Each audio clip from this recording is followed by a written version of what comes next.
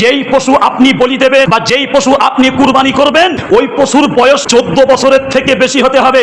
তার মানে ওই পশু একেবারে বার্ধক্য বয়সে পৌঁছে যাবে, কোনো কাজে আসবে না। বলা হচ্ছে যে তখন ওই পশুকে আপনি কুরবানি বা বলি দিতে পারবেন। ইসলাম শরিয়াতে এমন পশুও কুরবানি করা যাবে না।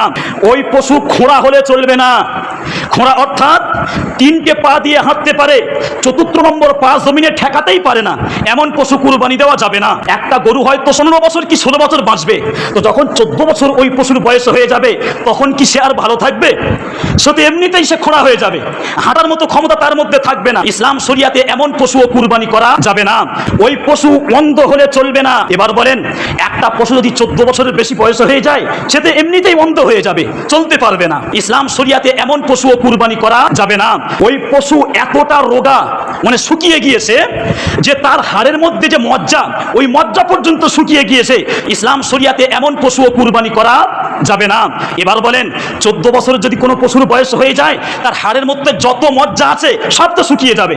ইসলাম শরিয়াতে এমন পশু কিন্তু কুরবানি করা চলবে না। ইসলাম শরিয়াত অনুযায়ী একটা বয়স কিন্তু আছে, যদি গরু অথবা মহিষ যদি হয় কমপক্ষে 2 বছর বয়স হতে হবে।